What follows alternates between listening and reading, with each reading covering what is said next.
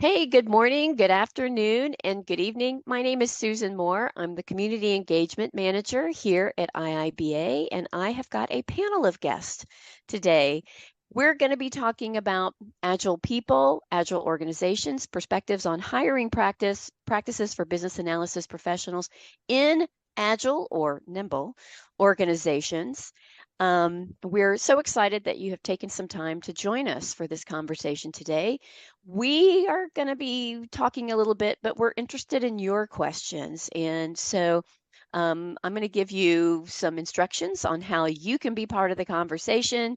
Then I'm going to have our panelists introduce themselves very quickly, and then we're going to start the conversation. So, housekeeping. Um, Let us know, where are you calling in from? Also, do you want to ask each other questions and interact with each other? You can use chat for that, and I see that you guys are already doing that. If you have questions, we are going to take your questions today. You can put those into the Q&A box. And then finally, our speakers can see the reactions. So if you want to let them know how you feel about something, please use those reactions because that's a nice way to know how you're feeling about things. So let's see, what else do you need to know? In 24 hours from today, you will get a link to today's recording. That just comes out automatically through Zoom. And then I think you'll probably have some follow-up emails with a little more information on this topic. Also, I bet that our panelists at some point might share some LinkedIn information if you want to connect with them because they do this frequently with us. So we're pretty excited. All right. So I have introduced myself. I'll just I'll call out to each of our guests, and if you guys just want to do a quick intro, Stephen, you're first. Sure. Nice to meet everyone. Stephen Meyer. I've been with Apex Systems about 15 years, 10 years as a senior PMO recruiter supporting most of our Midwest markets. And then the last 5 years in a delivery engineer role where I work with our large clients to understand their PMO, analyst, agile product needs and make sure that we're bringing them the right talent to the table to interview. So excited to be here. And I'm based out of Kansas City. Go Thank you. Chiefs. I was going to say we got to get the we got to get the plug in for the champions. Okie doke, Rachel, you're next. Hi there. Nice to meet everyone. Like Stephen, I'm also with Apex Systems, been there for about 3 years now, and I'm a solution leader, primarily focusing on the Agile, PMO or PPM, and also the organizational change management spaces. And in my role, I work with clients to design custom engagements that are really meant to help them meet their business objectives. So we will put together the approach, the deliverables, the timeline, the team. So a lot of times this is where we're looking for some really seasoned business analysis professionals when we're building these types of things. So very excited to be able to just give you my perspective and what I'm hearing clients are looking for today. Yes, so you'll provide us with that insight of what are the hiring organizations? What are they looking for? And Ryland, we are happy. You are a familiar face here, but for those who may not be familiar with you, please introduce yourself. So, hello, I'm Ryland Layton. I work at Cognizant's Microsoft Business Group, but just to point out, I'm here speaking for myself today, not on behalf of an employer or a client. So opinions are mine because you're going to probably hear me have some. And I'm not representing anybody except me.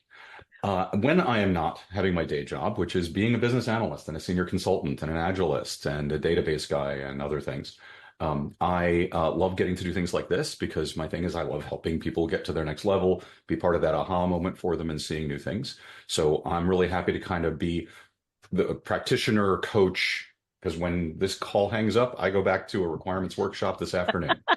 So I am looking forward to it. It's a great time to be alive and be a BA. Smell this. Yeah. I love the smell of requirements in the morning. Exactly. Yeah, exactly. All right. So we've got, as you can see from our panel, we've got some different perspectives on this topic. Well, so let's dive in. So, the title of today's talk is Agile People, Agile Organizations. And a little backstory is we were talking about this topic and trying to define what is an agile organization, we were saying, well, one of the things is agile organizations are made up of agile people. In fact, agile organizations want to hire agile people. But maybe before we go into the agile people, we need to talk about what an agile organization is, because is that its practices? Is that its people? Is that something else? So Ryland, this question is for you. As somebody that talks about this a lot, what Oh, are yeah. agile organizations? Why is it important for them to hire specifically agile business analysis professionals? Well, I've got an opinion or two, right? I mean, that happens. So that said, it's interesting, and it's interesting because every organization says it wants to be more agile. The pace of change in business has been accelerating for decades, right? And one of the whole reasons the agile software development and agile practices came in more is that the speed of change exceeded the speed of delivery, given that delivery took so long. Change happened faster, right? If change is happening at a very slow rate, being it takes a long time, then you can take a while to develop. But as change reduces your time, you have to reduce your time to deliver. So you deliver the valuable thing within the span before it's not useful anymore. So agile practices in general were a reaction to that concept from my seat in the theater. So that said, every organization is doing that. Now, what speed of change means to different businesses is still different. And it can be different in different parts of that business, right? So a lot of companies start an innovation sector or an innovation think tank or a specialty group, right? I've been a part of a company or two that was a long line, fantastic, stable organization, but they would start a sector that was novel and innovative. To where they tried to disrupt themselves or come up with a possible market disruptor. So I guess the thing there is you have to look at what agility means to the organization that is attempting to be an agile organization. But given that exists, no matter what do you need as a BA to adapt to it? Because I think there are some commonalities. You're just going to have to see what kind of level of throttle you're placing on your agility. Are you wide open? You're going to be agility, the pace of change is on a daily or a couple of days scale, or is the pace of change more weekly or a few weeks? Those are very different things, and I've been in both, and it can be exciting.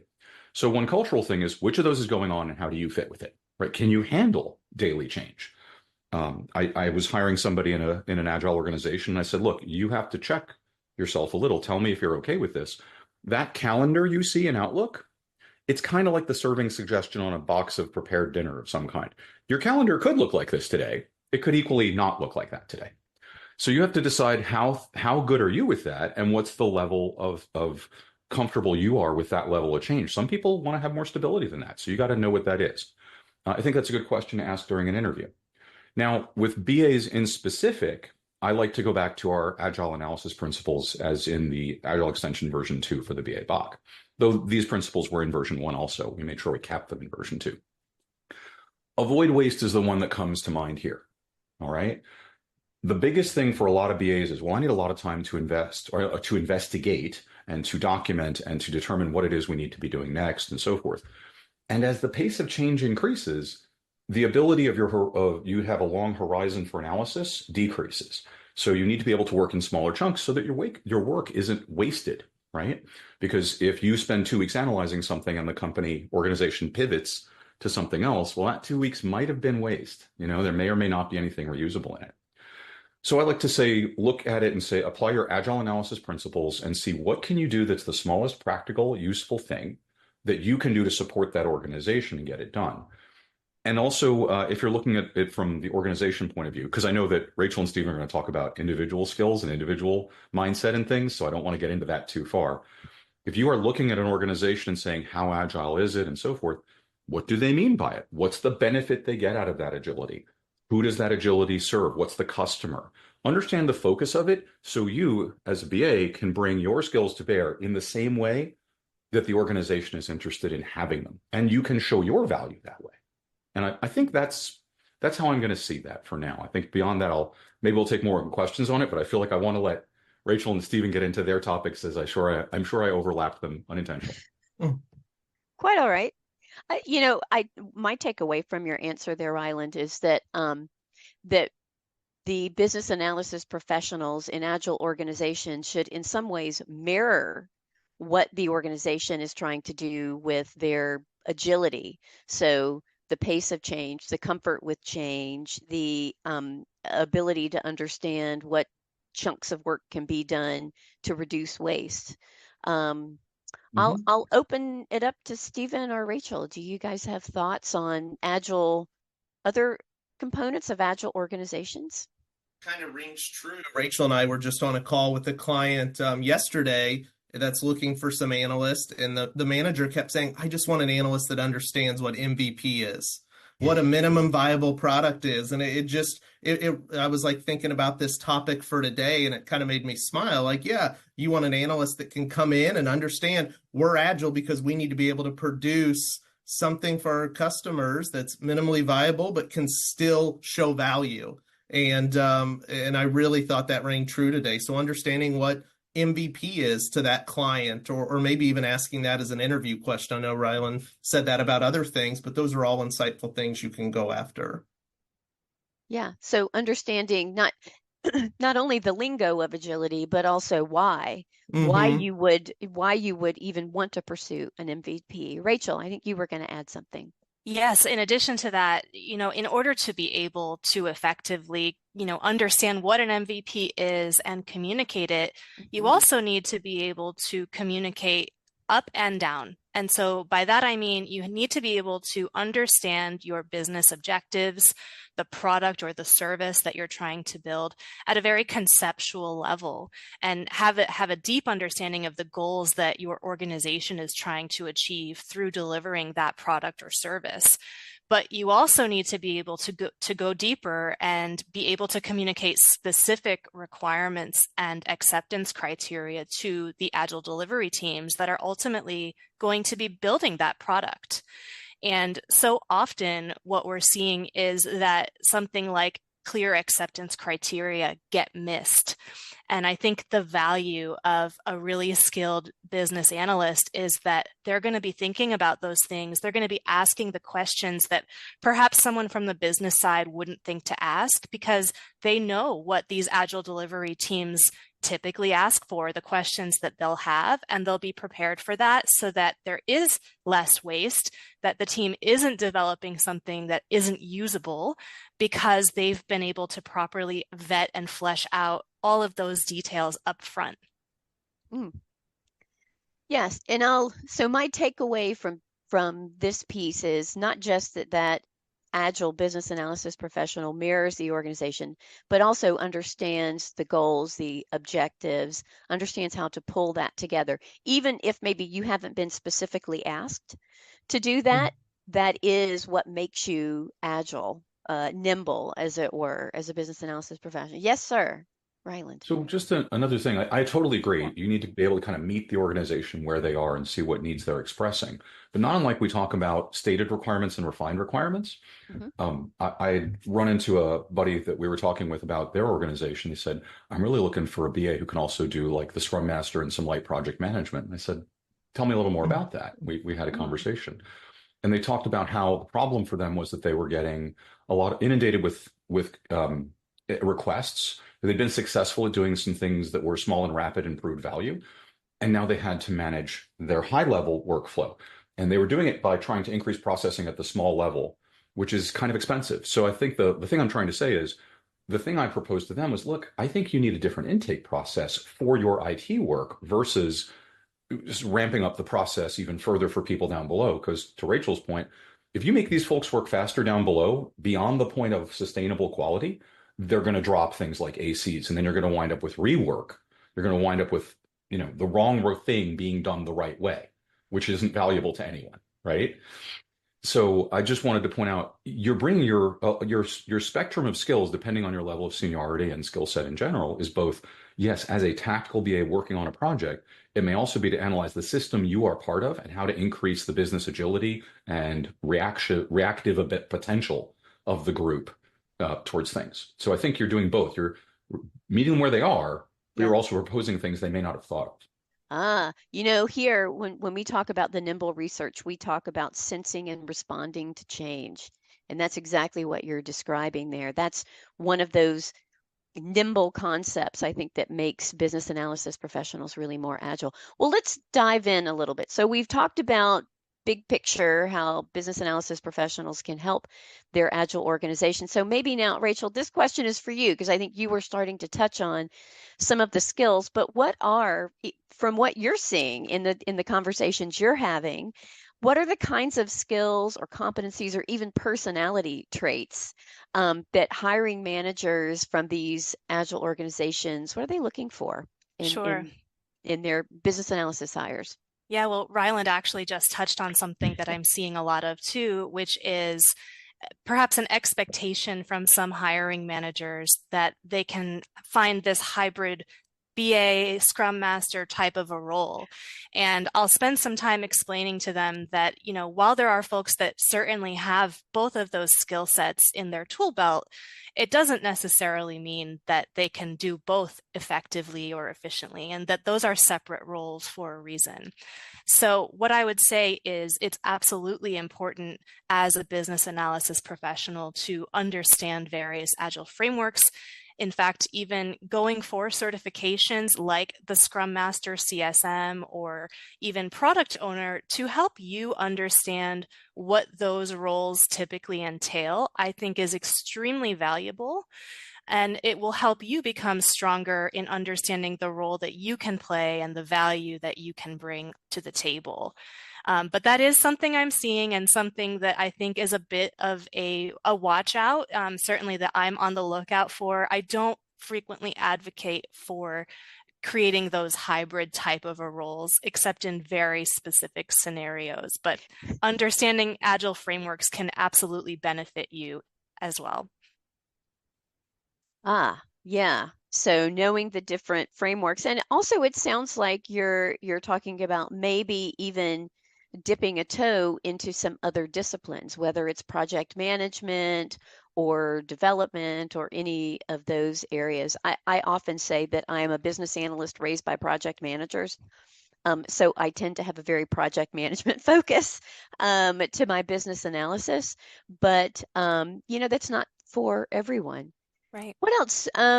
So Ryland, Stephen, what do you want to add about some of the skills, competencies, personal traits? Yes, sir, Ryland. No, I was going to say, Stephen, you Go first. ahead, Ryland. You're good. Okay. Okay. Well, actually, I've got two things I was thinking of, and one's I ping pong back to Rachel for a second here too, because I think Rachel, you have a great perspective that I don't. I have a limited view through a keyhole. You have the full view of the room on what is the perspective of hiring managers and hiring organizations, because when people ask me about it, and they're asking like, how am I going to staff this, and they tell me what they want, I said, you just described a unicorn, a purple squirrel, or whatever else. I'm like, you can find that, but I don't know if you can find a lot of them. Are you prepared to pay what those folks have the power to draw on? Because they are rare, and scarcity and skill and experience have the right to command some dollars or local unit of currency of choice. So since we are being international. So I'm just curious to know if you have a perspective on that, because I feel like one of the challenges I do is I tell people that, and I also say, look, let's split it into roles that you could find in the marketplace easier. Because if you want to hire 10 people, that's different than you're hiring one. And Rachel, can I leave that with you for a minute there? Yeah, absolutely. So I will say the same thing. Those are unicorns. They are rare, and you're going to pay more for them, but you're also not going to necessarily get the level of detail that you would if you had those distinct roles. So I think it's about, helping this hiring manager to understand what is it that you really need. And let's make sure that the role that we're designing is going to fill that, and not just how can you be the most cost efficient, let's say, by trying to combine two roles into one. Yeah. All right. I see a thumbs up. You may find that purple unicorn or purple squirrel, but they have very set ways that they want to do their work. Oh, I did it this way at my last two companies. This is the way I want to do it here. And the hiring manager may say, well, you're my purple squirrel, but no, we don't do agility like that here. We're not nimble like that here. So it's also about being open to, can I find people that are moldable, people that will be flexible for their approaches that work for our organization? What works at company A doesn't always work at company B. So I think that's where a big part of that comes in. Maybe it's hiring more junior talent over senior talent that maybe aren't set in their ways yet and want to learn different perspectives. It's also why I see some organizations that have mentor programs set up. It's really beneficial for them because they're learning from people that have been at the organization longer. But with any mentorship, you've got to also look at it like a two-way street. The mentee can teach the mentor a lot as well. I didn't think about it that way. Maybe we could adapt here and become more efficient with this process. So those are all things to really keep in mind when thinking about who am I hiring and who's the best person for this role. When we were preparing for today's conversation, we had some really interesting conversation around junior versus senior. And, we talked about there being a shortage of those junior roles. However, there's maybe more interest in those juniors, Stephen, because you said they tend to be more moldable. But also, I think, Rachel, you made the point that junior folks, they may not have business analysis skills, but they may bring all kinds of perspectives that could be helpful for Agile organizations. Maybe you want to touch on that a little bit more. Sure. Yeah, I think don't let perhaps a job posting that says, oh, we want someone with 5 to 10 years of experience deter you from applying if you don't have it, because you can bring a unique perspective regardless of how many years of experience you have, just based on your background. And even if you are just entering the professional world, you've just finished your education, you've certainly done things throughout the course of your curriculum that have helped you think of things in new ways than potentially that hiring manager or that organization has been thinking about them. So look at that as a strength that you can bring to the table. And during the interview, really focus on, what are your perspectives? What are your ideas? How do you see the world? And that can actually really work in your favor. Yeah. Anyone want to add any other to that? Ryland.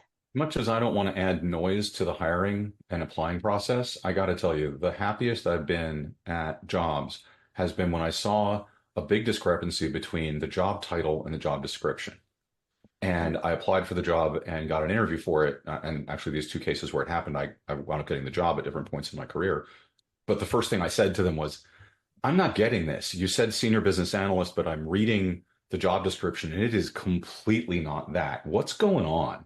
And they said, I had to get the job description out within 24 hours, where this is a critical hire. But I saw your resume and you're a good fit. So when you can identify that kind of thing, it might mean that they are trying to find something unusual, whether it's a squirrel or just a horse that isn't a unicorn but knows a unicorn, and can kind of work in that sense of like, well, I've seen unicorns, and I think that's really all you need.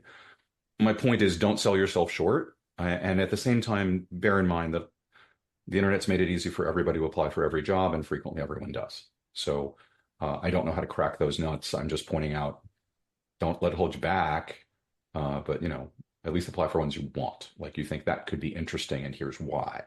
So Well, I'm supporting Rachel heavily there. And I think this is the interesting perspective that Stephen and Rachel can bring, because they are working for an organization that is working directly with those hiring entities. And so not only are you guys helping the hiring manager to craft what it is they're looking for, but also you have access to the talent in your organizations that you can help to place. I don't know if maybe you want to talk about how that also is really a benefit from just, oh, I see a posting out there, I'm just going to apply to it. There's really something different that you guys can bring. And I don't know who wants to answer that. Rachel, do you want to take a crack at that one first? I was going to ask you, Stephen.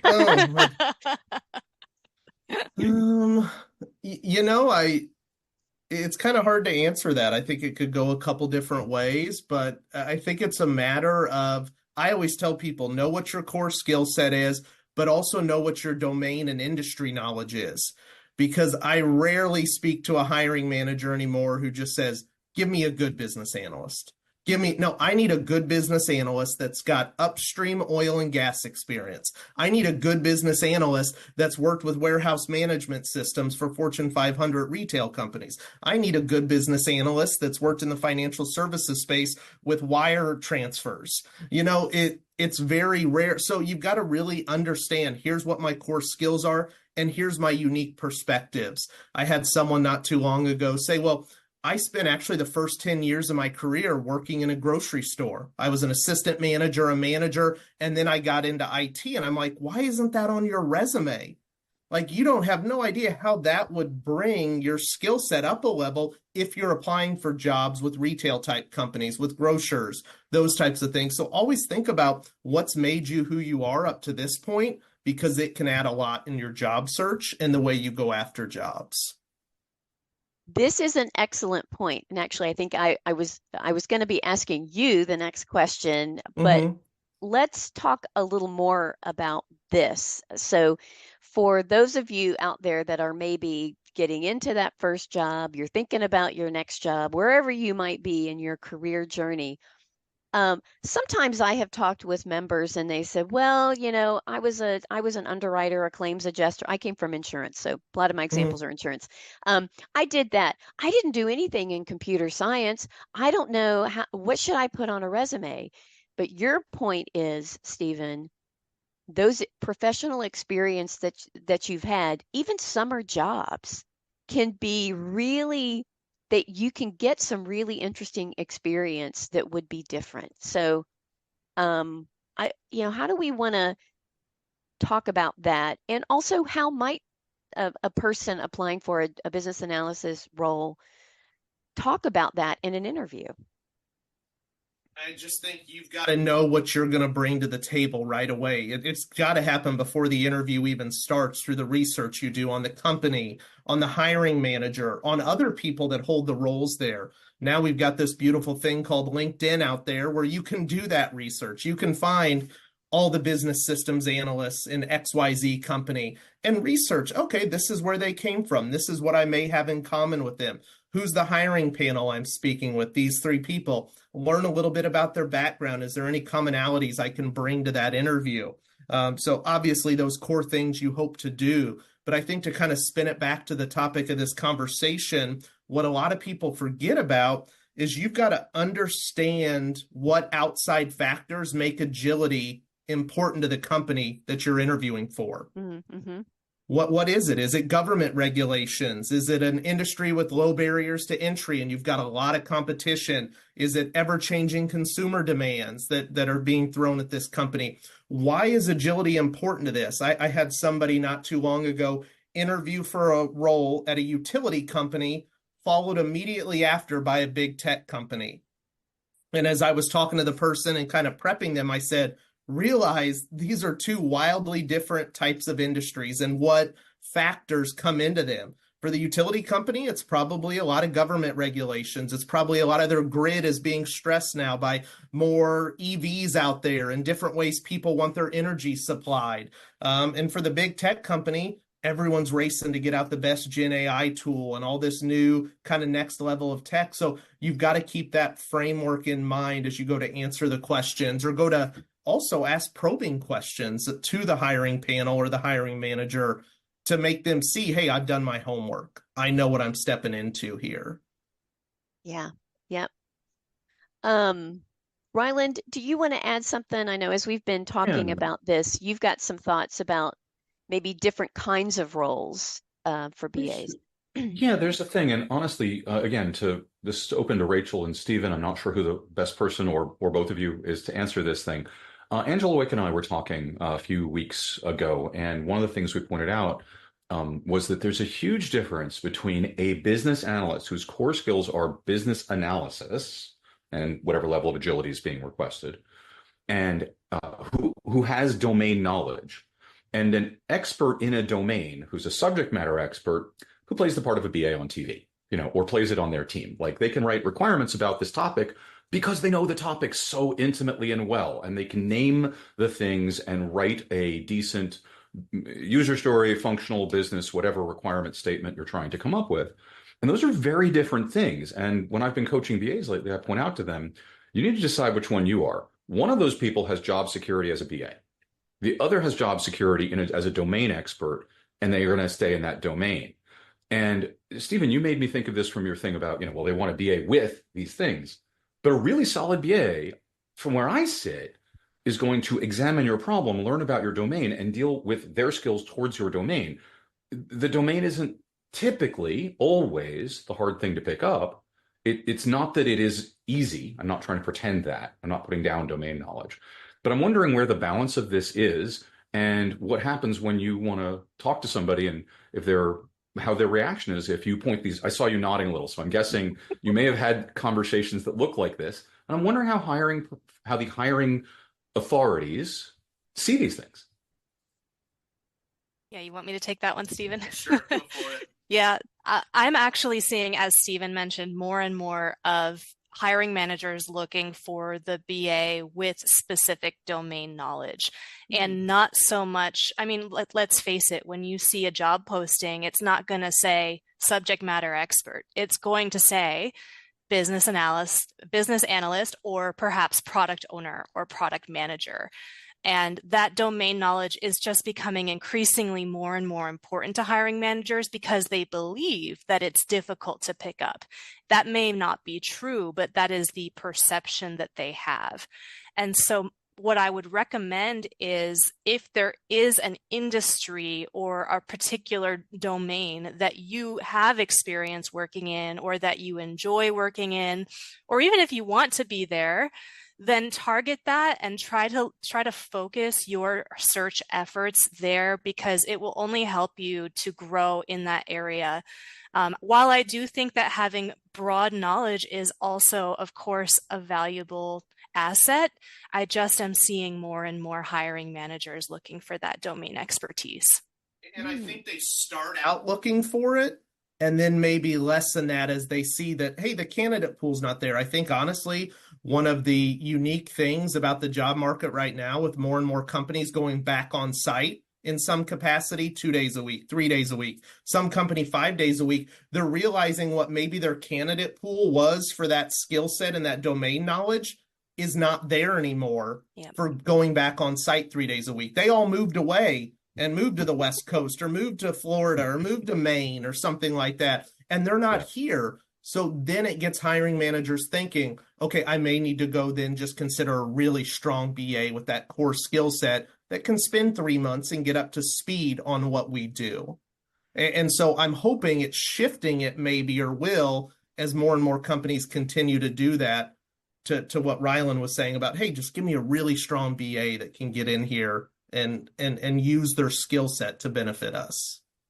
I recently moderated a panel discussion with some team leaders in the Oracle space, whether it was JD Edwards or PeopleSoft or whatever those tools were, and they were talking about, for them, they are looking for business analysts with heavy functional expertise in those tools.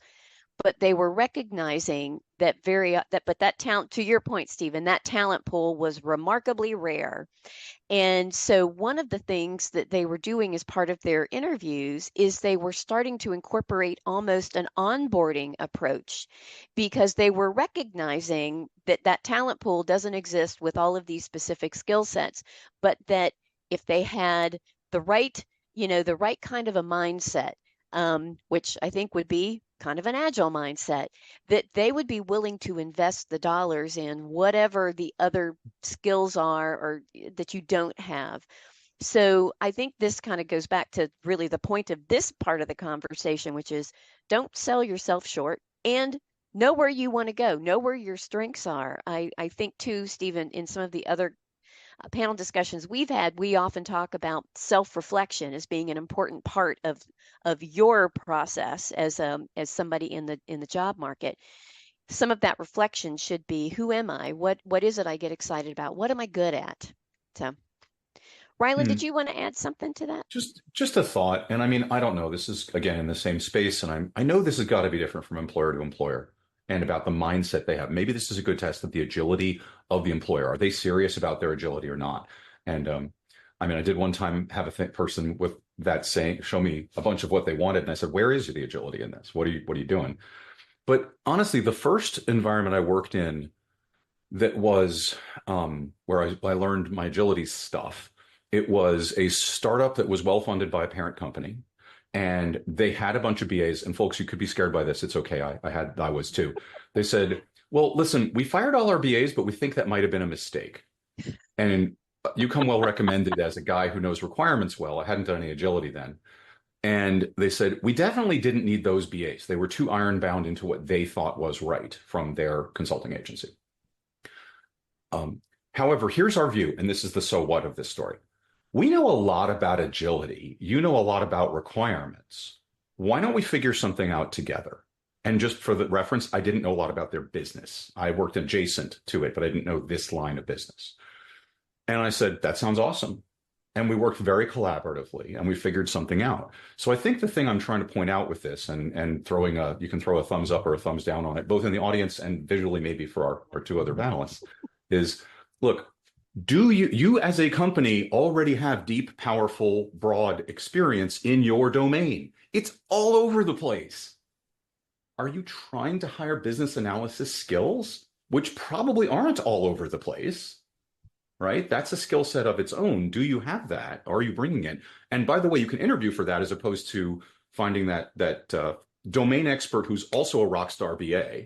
You know, let me bring the business analysis. You bring the domain knowledge that you've got. Let's create something.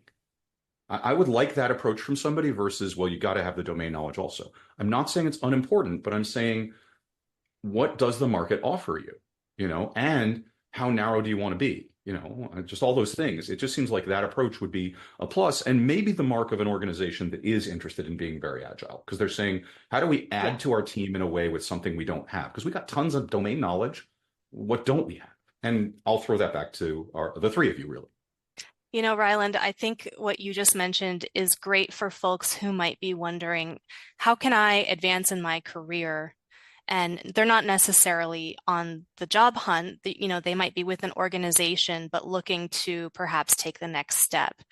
I think even looking at my own career, some of the roles that I've had have been because I raised my hand and I've said, hey, you need this. And I've carved a path for myself. So I would encourage all of you who are in an organization and you're looking to grow, you probably have insights into what's missing. And you may even have ideas about how to fill those gaps. Raise your hand, suggest it. So I think someone in the chat asked about, you know, what about the more senior business analysts? What can we do to progress? Well, what leadership skills can you even show? You know, can you lead a team of more junior business analysts and help them grow their careers? Can you create a community of practice within your organization? There are lots of different ways that you can advance. A lot of it starts from just that intrinsic trait of curiosity. Being always looking to learn new things and demonstrating that to your employer. And if you are on the job market and you're searching, I think that is absolutely this, you know, demonstrate that in your interview. Ask those questions as well. Sometimes just asking those really thought-provoking questions to the hiring manager shows them you're thinking about things in the right way. I would never advocate for going into an interview and not asking any questions. You should always have some questions about what is this organization's objective? What are we trying to achieve here? What's important to be successful in this role? If you don't ask questions, you're missing out, and you're missing a chance to show that hiring manager that you can really think about things differently. Yeah, when you're interviewing, you're auditioning for the role. Mm-hmm. And if you are someone that is not asking questions, you've essentially told them, I'm a business analyst that doesn't ask questions. So think about that. That's weird. That's just which weird. is weird. Yeah, which is weird. Not a fan. So just to kind of keep that in your back pocket. Also, I want to kind of continue on with something that you've just said, Rachel, actually, and Ryland, because Ryland, this is, I know, something that you talk very often about. So thinking about how you're moving up, if you want to become more senior, your soft skills matter big time. that's actually the place where you need to develop yourself. So leadership skills, communication skills, people skills, social skills, knowing how to work with other kinds of people, particularly higher and lower down the chain, make a difference if you want to move up. And I think that is also a mark of agility for a person, that you understand that those skills will matter as you move up. So Ryland, Well, okay. I'll try not to take all the air on the room on this one. So I'm going to look at a clock and make sure I only talk a minute on it. Um, Again, talking with Angela Wick and I and a couple other people have been talking about topics like this, and it was really great. And we kind of said, look, if we have soft skills and hard skills as a BA, right? Let's call your BA skills the core competency there.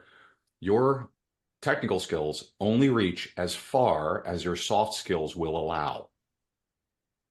Your soft skills amplify your technical skills. If you have the most amazing thing in the world, but you've pissed everybody off and they don't want to listen to you, or you can't communicate the value of why they should, it's nice that you created a fantastic model, but it will never get used. So you could partner with a leader to help get that done, or somebody who understands it and is helping grow your soft skills. But there you go. And the reverse is the counter example. It may be great if you have tons of soft skills, but if you offer emptiness at great distance and power, who cares, right? They want to go to lunch with you, they'll enjoy you at parties, but they don't ask you onto the project, right? Because they'll just have to redo what you do. So that's how I see, in a nutshell, the interplay of those things. One, the soft skills empower, enable, and enhance the reach of your technical BA skills, as it were. Yeah. All right. Maybe we kind of wrap up our conversation with any last thoughts, and then we'll move into the voluminous amount of questions that we have coming in. Any final thoughts before we move into some questions? Just say I like how you said self-reflection earlier, Susan. Mm-hmm. And to me, it almost goes back to, like, in agility, a retrospective. Like, Exactly. looking back at the work I've done in my past few jobs, what could I have done better? What could I have improved upon? Where were my skills lacking that I know going into this new role that I want to gain or really focus on? And I think thinking about that, maybe even using that term in an interview, will stand out to an employer to say, hey, I've done kind of a retrospective on myself from my last few jobs. Here's where I know I'm strong. Here's where I know I need a little more focus. And I think an employer, I would hope, would be very open to that conversation and know what type of employee they could be getting to their company, and that they know where they need to grow. That's a lot better than being told where to grow if you already know where you need to grow. Yeah, and I think an agile organization would actually want to invest in Yep. that growth. Yeah. If I can kind of, take away from that panel discussion with the Oracle team leads, they were saying, yeah, you've got the skills we're looking for. You want to grow in these areas? Come work for us. We Yep. will help you grow. That's right. All righty. So we've got questions in our Q&A box. I know that we've also got some questions over in our chat. If you have put a question in chat and it's not in the Q&A box, if you would kindly move it over. And then for the questions in our Q&A box, I have added the upvoting. So if you see a question there, you have the same question, give it an upvote. I take it in your order. And always add any questions that you want. Okie doke. So while that's coming in, the first question here is from Felipe. What advice do you have for more senior folks? At times it feels like it's more of a negative than a positive. Seems like everyone's looking for younger talent. What do you guys think about that? Yeah, I think we touched on this one a little bit while we were talking, but yes, I do see that as well. A lot of times folks are looking for more junior talent, I'll say, not necessarily younger, but let's face it, we are in a tough global economy right now, and organizations are looking to be as cost efficient as they can, hence why they might be looking for someone more junior. So what I would say to you is, if you're on the job hunt, again, do not be deterred from applying just because you don't necessarily fit the criteria, or maybe you have more years of experience than what they're looking for.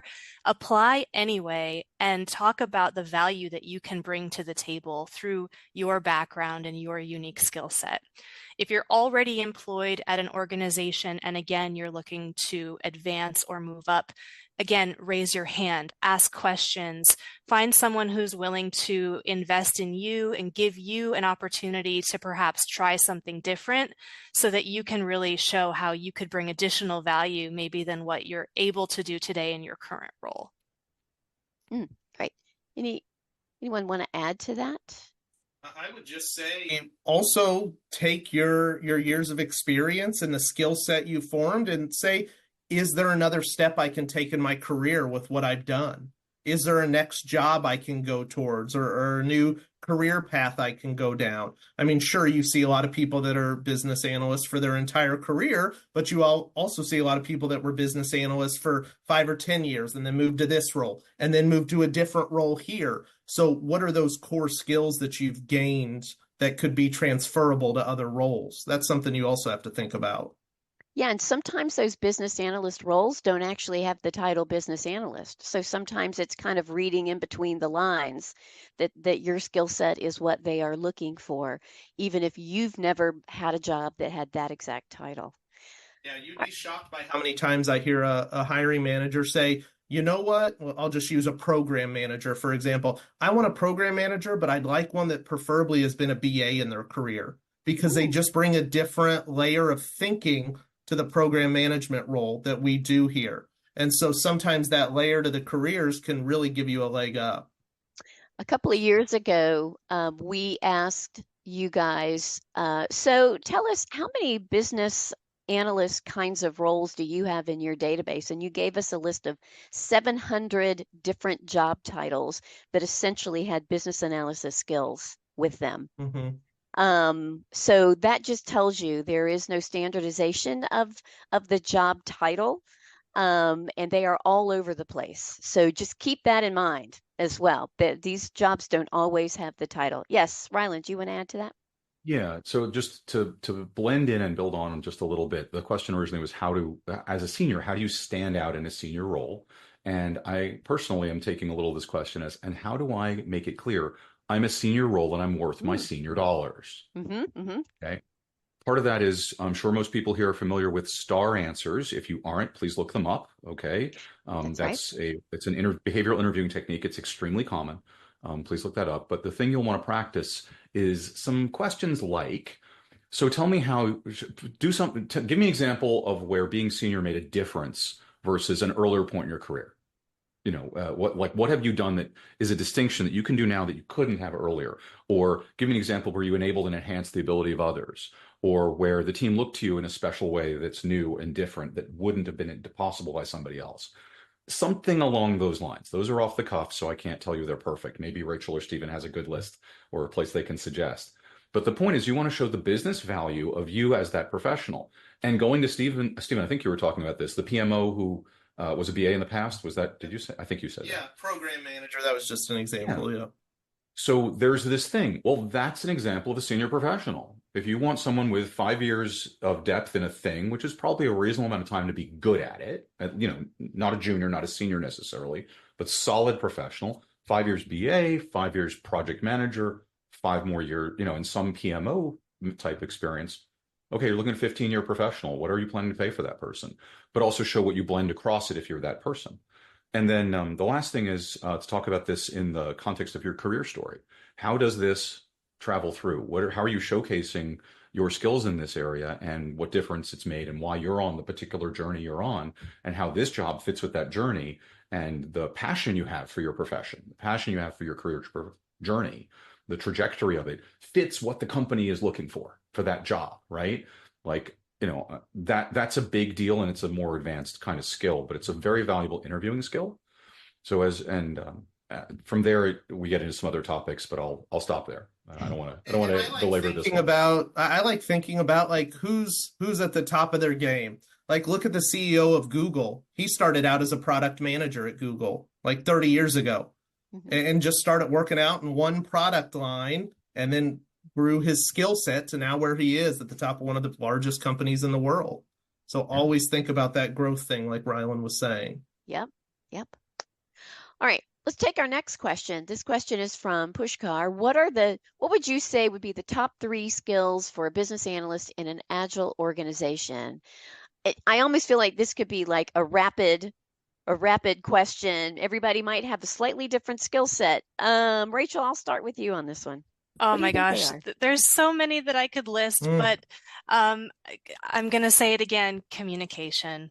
Mhm. Agile is all about communication, transparency, and that goes into written and verbal, sometimes also nonverbal in the way that you communicate with body language, but you've got to be able to talk to people. And so if you're still maybe new or shy, get some practice by just working with your peers, find mentors in your organization who have maybe risen up the ranks and come from a similar background. But I can't underscore enough the importance of communicating to everyone and very often and clearly, all those things. It matters. Yeah. Yeah. Anyone have another I would just skill? say be able to work in an agile way. What I mean by that is you'll get a lot of BAs who will say, "Oh, I've never written a user story. I don't know what that is or understand the epic feature user story breakdown." And so if you're going to pursue a role that may have an agile flavor to it, do your homework. Understand how what you've done before can translate to that, or speak in those terms if you have done it before. Okay. Ryland? So by chance, I would like to tell you that Scrum Alliance and Business Agility Institute did a report that was published earlier this year titled Skills in the New World of Work, Which Agile Skills Are Most in Demand in Today's Workforce? And you can download that for free from one or another of their sites. I'm sure you have to give your email address, but for depth on this, you could look at that. It appears to be a pretty decent study the way I read it. I'm going to interpret through my personal lens what I see in this as for this conversation, based on what they said. As everyone else here said, communication. If you are talking about agility, agility is a team sport. Nobody sits on the bench. Everybody plays all the time. Everybody plays all the time. And that's how you tell who's on the team and who's not. If somebody pops in once in a while, they can be supportive of the team. They can be an enabler of the team, but they're not on the team. The team plays every day, all day. That said, with perhaps a little strength, like I said, I have an opinion here or there. Communication is the thing because it's not all about the star on the team. No matter how good you are, if you can't enhance other people, you're not playing the right game here. So communication, teamwork and collaboration, and then attitude behaviors are the three I'm going to pick up for this, because that attitude behavior thing is if you have a team member who you don't like and it's causing a problem, like you aren't both able to bring your best to the group because you and that person always have friction, you both need to figure out how you will work together successfully, or ask for help from others if you can't figure it out yourselves. That's an attitude behavior. Yeah. Okay. Because if you're working on an agile team of 7 plus or minus 2, nobody's on the bench. And I'll stop my spirited opinion there. All right, but that's a good resource that others might take a look at. All right, so this next question is from Roxanne. How have you seen companies organize business analysis complementary roles? Any insights or tips on lateral moves to increase cross-domain knowledge to showcase your skills? Yeah, I was reading that question and I was thinking about, I'm not sure what your definition of complementary roles might be, but I think the closest thing I'm seeing would be, equivalent to perhaps a product owner. And I think there is sometimes a very clear means of moving either from a BA to a PO or vice versa, from a PO to a BA. They typically share a very similar skill set. But that's probably the closest thing I'm seeing to complementary. I don't know if anyone's seeing anything else. I see sometimes some BA roles, depending on your level of technical knowledge, move more to a technical analyst role, a true systems analyst role. They still want you to be able to collaborate and dig in and understand the why, but they need those technical skills a little bit more than maybe in your past role. Yeah. Okay. All right. Roxanne has another question for us, and that is, any insights on how a size of an organization impacts how roles are split or combined? So, for example, a BA, a PM, a PO, putting those together. I don't know what you guys might have seen or what they're asking for. We've talked a little bit about that. Yeah, I'm not sure that it's necessarily solely dependent on the size of the org. I think it's more so dependent on a lot of factors. The maturity of the organization in terms of, how long have they been around, but also how agile are they? The complexity of the work that they do, the nature of the work, their budget certainly always comes into play. So how much are they willing to invest in the right people and having the right mix? I think there's a lot of factors that go into it. I wouldn't say that I'm seeing a trend necessarily, like, the bigger the org, the more split the roles are. I think it really varies. And I think a lot of it depends on what that team supports. So if they're supporting a global product and they have all these different swim lanes, they may have just one BA for this swim lane, this lane, this lane. But then you've got another team in the same exact company who's got this one small product. It may not be glamorous like the other, but it's important to keep the lights on. And so that may be one where they need someone that can wear 2 or 3 different hats. Yeah, good point. And sometimes those kinds of opportunities give you the ability to test out, do I like this role or that role? Sometimes that can be very helpful in helping you to grow your career. So I know that there have been, people that started their jobs doing those kind of combined roles, and folks who maybe later on decide they like the wearing many hats. Yes, sir, So Ryland. the thing I'd like to throw in on this is this. This is a good thing for you to do a different kind of introspection. Like, what do I want to be doing? How do I want to operate? The smaller the organization, the likelier it is you will wear multiple hats, because they do not have enough demand for any one skill to organize a larger structure where they can just get those skills. Smaller organizations are looking, my experience, my view, just my lens, universe according to Ryland, smaller organizations are looking for people who frequently are more senior or are at least more flexible. Okay. So if you want a very, very consistent job, your data look fairly similar, fairly controllable, look for a bigger company. If you want that flexibility and you want to have the opportunity at least presented or perhaps driven to shift between things, to do things that are your primary skill adjacent, look for a smaller organization or a small pocket of a big company that there's more growth and all that in.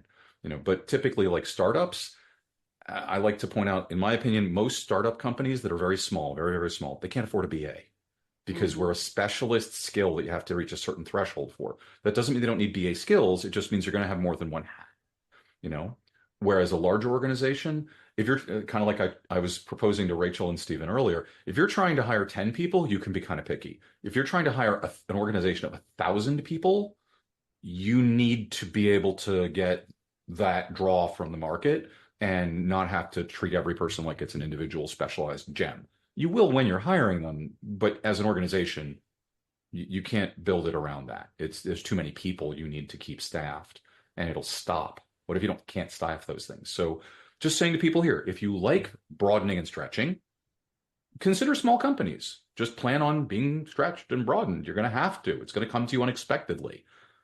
If you like a little more stability with a controlled pace of change for you personally, potentially in your role, maybe go with a bigger company. General trends, personal opinion. This is really important because I think if you're just getting into the profession, you might not be thinking about what size of company do I want to work for.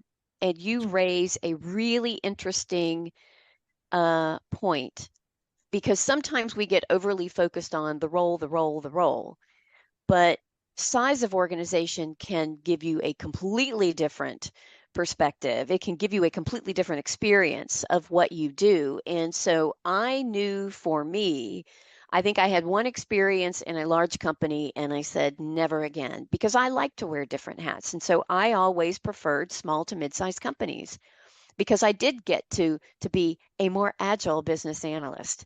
So consider that too. And these are great questions to ask, actually, to have done your research before you get in front of the hiring manager, but it is great to ask when you get in front of that hiring manager about size of the company, size of the team, their market, those kinds of things, because that can make a big difference in your experience. So Yes. I'm going to throw one last thing in. I talk about this a bunch in my book. I was going to bring up your book today, actually. I'm not here to talk about the book too much, but I talk about this piece of it, which is just remember something. The career thing is fine. You may have to find the job where the job is offered. Okay, I don't want to pretend that that's True. different. You don't, depending on your market, your universe, your country, et cetera, your skill set, all the things. If you cannot find the thing that you are truly passionate about at work, let work just be work and find that thing anyway. Eventually, it will come back to you in a good way. It may be through an IIBA chapter. It may be through just volunteering. It may be through anything. I don't know. But if you can't find the professional thing you're truly loving in the job you have, but you need to keep that job for some important reason, that's fine. But please don't give up on your passion about it. See where else you could find or express that thing. Or could you take on a volunteer thing or something stretchy at the job and grow with it there? And I appreciate all the reaction button icons I just got from that. It tells me people You got lots of hearts. yeah. Yeah. Sometimes you just gotta keep, sometimes you gotta pay your bills. You But that gotta doesn't pay mean the bills. you cannot always get every one of your personal needs met through work. It's an unreasonable expectation, in fact. So you gotta find the constellation of personal and professional and private activity that brings you that passion, satisfaction in your professional space. Yeah. Agile people, I think, understand that having joy helps to build resilience, makes you more flexible, more nimble. So yeah, I think that's an important point. And maybe that's where we end because we are at the end of Oh, our time together. that Um, disappeared.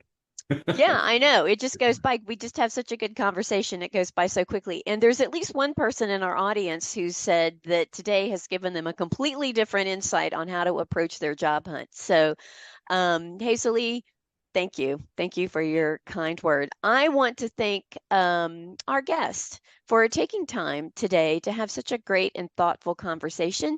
I think you can see from the attendees that they have really enjoyed the insights. And also, I want to thank our attendees because you've chosen to spend an hour with us. And we certainly appreciate your time and we look forward to seeing you guys again. So take care. Happy afternoon. Have a good weekend wherever you are. And we'll talk soon. Thanks, you. Take care, Thank everybody. you. Bye-bye. Take care. Bye.